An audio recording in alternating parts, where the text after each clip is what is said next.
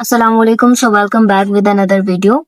सो सबसे पहले मेरी आपसे रिक्वेस्ट है कि चैनल को सब्सक्राइब करें, लाइक करें और बेल आइकन को प्रेस करें ताकि आने वाली नेक्स्ट वीडियोस जो है वो आपको टाइमली रिसीव होती रहे। अच्छा, इससे पहले कल जो है हमने अपने पिछले लेक्चर में दारुल उलूम देवबंद जो था उसका लेक्चर कवर किया था। हमने देखा था कि उसकी क्या इंपॉर्टेंस है, उसकी एस्टेब्लिशमेंट, उसके रीजंस क्या थे, बैकग्राउंड क्या था उसके एस्टेब्लिशमेंट का, और ये सब चीजें हमने उसके अबाउट कवर की थी। आगे नेक्स्ट हमारे पास टॉपिक है निदवतुल उलमा लखनऊ। बेसिकली ये भी एक मदरसा था, टाइप था, जो कि एस्टेब्लिश किया गया मुसलमानों की रिफॉर्म मूवमेंट में। इसकी एस्टेब्लिशमेंट जो है वो 1894 को हुई और ऑफिशियल स्टार्ट जो इस मदरसा में था स्टडी का वो 1898 में हुआ। इसके फाउंडिंग मेंबर जो थे वो मौलाना अब्दुल गफूर कानपुरी थे। और ये जो था ना मदरसा, अगर आपने कल का लेक्चर लिया है तो आपको आइडिया होगा कि दारुल उलूम देवबंद जो है ना वो एक रिलीजियस जो है ऑर्थोडॉक्स रिलीजियस मुस्लिम जो थे ना उन्होंने उसको बिल्ड किया था। और उसका मकसद ये था कि अलीगढ़ मूवमेंट जो थी वो मुसलमानों की वर्ल्डली एजुकेशन में बहुत ज्यादा इन्फ्लुएंस कर रही थी। तो इसके जवाब में मुसलमानों ने एक ऐसा मदरसा बनाया जो कि मुसलमानों की दीनी तरबियत को भी उतना ही इम्पोर्टेंस दे और उतना भी उस पर वर्क करे जितना कि मुसलमानों की जो है दुनियावी तालीम इम्पोर्टेंट है, ये जितना उसको इम्पोर्टेंट करार दिया गया। तो ये जो बेसिकली मदरसा था ना ये रिस्पॉन्स में दिया गया एजुकेशनल एंड आइडियोलॉजिकल कॉन्फ्लिक्ट जो था बिटवीन अलीगढ़ एंड दारुल उलूम देवबंद। तो इसके कॉन्फ्लिक्ट को सॉर्ट आउट करने के लिए बेसिकली ये निदवतुल उलमा बनाई गई। और निदवा बेसिकली जो है ना ग्रुप ऑफ और असेंबली को कहते हैं, मतलब group of people you can say निदवा इसको कहते हैं। अब ये जो था ना ब्रिटिश कॉलोनियल इरा था जब ये मदरसा जो है एस्टेब्लिश किया गया। और इसको जो है और इसके लिए जो बिल्डिंग है वो उस टाइम के जो गवर्नर थे यूपी के सर जेम्स मैटसन, उन्होंने इसके लिए जो है बिल्डिंग फराहम की। अगर इसके बाद एम्स एंड ऑब्जेक्टिव्स अगर देखें इस मदरसा के तो reformation and improvement of the syllabus of religious institution के जो रिलीजियस इंस्टीट्यूशन है मुसलमानों के उनके सिलेबस को इम्प्रूव किया जाए, उसको इनहेंस किया जाए और उसको मॉडर्नाइज किया जाए, उसको मॉडर्न तालीम के साथ जोड़ा जाए। To bridge the goals between old and new ideas के जो मुसलमानों के पुराने ऑर्थोडॉक्स आइडियाज हैं और जो न्यू आइडियोलॉजी या फिर न्यू जो आ रहे हैं, दुनिया ऑब्वियसली तरक्की कर रही थी उस टाइम पे भी, जो 20th century 19 to 20th century का टाइम था या जो 18th का टाइम था उसमें बहुत ज्यादा जो है वो मुसलमानों की जो रिलीजियस वे है उसमें बहुत ज्यादा कंट्रीब्यूट हुआ, साइंटिफिक जो है उसकी इन्वेंशंस का भी। तो इस चीज के बारे में स्टडी किया गया कि किस तरह से जो ओल्ड ऑर्थोडॉक्स आइडियाज हैं और जो न्यू मुसलमानों की अभी की नेसेसिटीज हैं उनको किस तरह से आपस में मर्ज करके जो है वो एजुकेशन दी जाए मुसलमानों को। It was establish bye scholars of different sects, ठीक है। तो ये जो मदरसा था उसमें ना खाली देवबंद के लोग थे, ना अहले सुन्नत, ना वहाबी, इस तरह से ये प्रॉपरली एक हिब्रिड जो थे। इसमें जो एस्टेब्लिशमेंट में जो लोग थे वो हर सेक्ट से बिलोंग करते थे मुसलमानों के।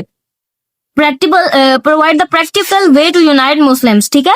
इसने एक प्रॉपर ऑब्वियसली जब इसमें हर सेक्ट के लोग थे तो मुसलमान जो हैं वो हर तरह के इस मदरसा में तालीम हासिल कर रहे थे और हर तरह के मुसलमानों का यहाँ पे आना जाना था। तो ये मुसलमानों को यूनाइट करने की एक बहुत ही अच्छी जो है कोशिश रही है जो मुस्लिम लीडर्स हैं उनकी तरफ से। उसके अलावा introduction of foundational and for reaching for teaching the syllabus of Islam, ठीक है। तो मुसलमानों के सिलेबस ऑफ इस्लाम जो है उसके अकॉर्डिंग टीच करने के लिए एक अच्छा कंट्रीब्यूट किया गया इस जो है मदरसा में।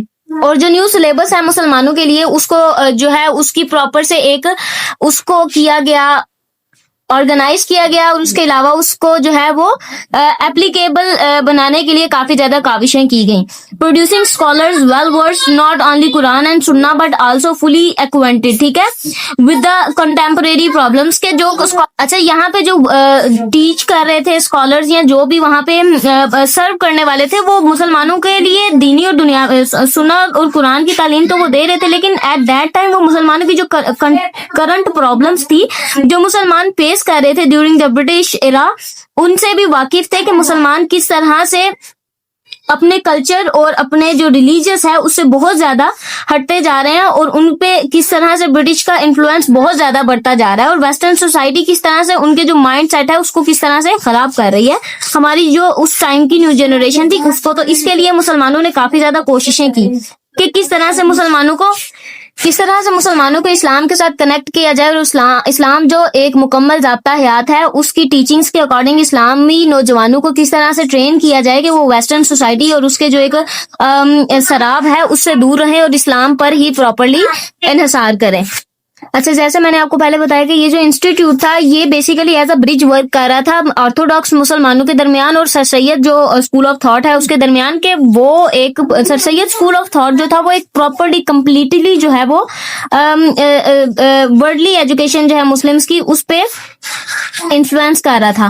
لیکن جو دوسرا ہمارے پاس دیوبند موومنٹ تھی اس میں مسلمانوں کی دینی تعلیم پہ بہت زیادہ فوکس کیا گیا. تو یہ جو ہے ایک بیچ کا راستہ تھا یو کین سے مسلمانوں کے لیے، کہ جو دونوں چیزوں پہ انفلوئنس کر رہا تھا، ایمفسائز کر رہا تھا کہ مسلمانوں کے لیے دینی اور دنیاوی تعلیم ایک ہی طرح سے امپورٹنٹ ہے. دونوں کا حاصل کرنا مسلمانوں کے لیے ابھی جدید دور میں اپنی پرابلمس کے حل کے لیے بہت ضروری ہے. اور جو ہمارے جو موومنٹ ہے ہماری انڈیپینڈنس موومنٹ، اس کے جو میجر ہمارے لیڈرز تھے سر سید ہیں یا نواب محسن الملک ہیں، انہوں نے اس موومنٹ کو بہت زیادہ وارم ویلکم کیا اور وہ اس چیز کو بہت زیادہ سپورٹ کیا انہوں نے کہ مسلمانوں کے لیے واقعی ایک ایسا مدرسہ یا ایک ایسی مکمل ایک ٹیچنگز کا سورس ہونا چاہیے کہ جو مسلمانوں کے دونوں طرح کی ٹیچنگز پہ فوکس کرے.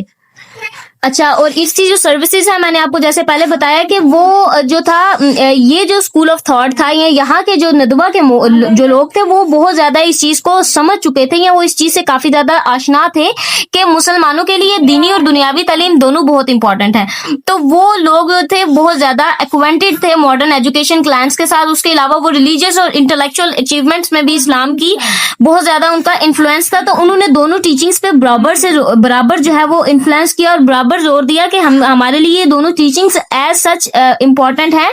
نہ ہم یہ کہہ سکتے ہیں کہ مسلمانوں کے لیے دینی تعلیم اتنی امپورٹنٹ نہیں ہے کہ جتنی دنیاوی، اور نہ دنیاوی زیادہ کہہ سکتے ہیں. تو اس چیز کو ایک پراپر ماڈرن اور ریلیجیس جو ایجوکیشن ہے اس کو ایک بیلنس کے ساتھ لے کے چلے اس موومنٹ کے یا جو ندوہ کے جو لوگ تھے وہ یا ندوہ کے جو لیڈر تھے وہ. آل ایسوسیشنز آف ندوہ علماء who later on come to known. اچھا جی، تو یہاں کے جو لوگ تھے پراپر یہ جو ایسوسیشن تھی ندوہ ایسوسیشن، اس میں بعد میں یہ جو ہے ان لوگوں کو پراپر یہاں پہ انہوں نے پبلشمنٹس کی اور بہت زیادہ یہاں پہ رائٹنگز ہوئی جو کہ مسلمانوں کے لیے انڈیپینڈنس موومنٹ میں اور ان کو موٹیویٹ کرنے میں کافی زیادہ ان کا ایمفسائز رہا، ان کا رول رہا.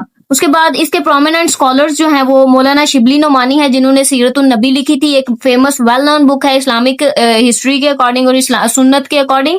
سید سلیمان ندوی جو تھے انہوں نے بھی 1904 میں ندوہ جوائن کی اور انہوں نے ایکسیجیسز اور حدیث کے بارے میں، ایکسیجیسز میں نے آپ کو اپنے پچھلے لیکچرز میں بتایا ہے کہ ایکسیجیسز تفسیر قرآن کو کہتے ہیں. تو ایک دارالمصفین بنایا گیا جو کہ بیسیکلی ریسرچ انسٹیٹیوٹ تھا، اور یہ ریسرچ انسٹیٹیوٹ جو تھا وہ اسٹیبلش کیا گیا under the shadow of Nadwa. ٹھیک ہے، یہ ندوۃ العلماء کے زیر سایہ ایک انسٹیٹیوٹ بنایا گیا جو مسلمانوں کے لیے ریسرچ انسٹیٹیوٹ کے طور پہ کام کرتا تھا اور مسلمان Islamic as well as scientific researches کے لیے یہاں پہ اپروچ کرتے تھے اور ورک کرتے تھے.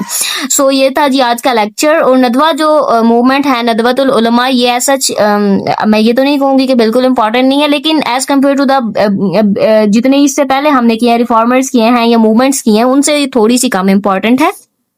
تو اس کا ایک کنسائز ہم نے نہیں کیا جتنا چاہیے تھا، ایک بریف سا انٹرو یا پھر جتنے اس کے بارے میں انفارمیشن چاہیے تھی وہ میں نے آپ کو پرووائڈ کر دی ہے. سو یہ آج کا لیکچر تھا. اگر آپ کو لیکچر پسند آیا ہو تو kindly like and subscribe my channel. So اللہ حافظ، ملتے ہیں نیکسٹ ویڈیو میں ایک نیکسٹ لیکچر کے ساتھ.